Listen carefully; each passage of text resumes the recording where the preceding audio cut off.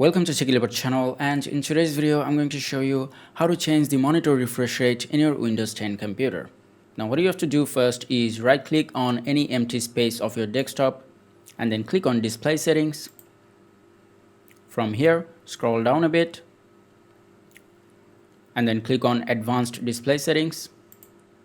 Now in here, if you have multiple monitors, you need to select your monitor from here, and once you do that, scroll down and here you should see the refresh rate.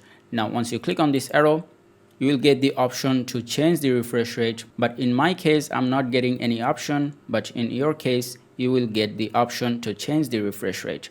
Now if you don't see this option here, all you need to do is click on display adapter properties and then go to monitor, and in here you can see screen refresh rate. Now all you need to do is click on this arrow here and then change the refresh rate from there. Now if you have a high refresh rate monitor but you are unable to change the refresh rate to a higher refresh rate like 144 Hz, then probably the problem is with the cable. You need to change the HDMI cable to a DVI cable or display cable, and then you will be able to change the refresh rate.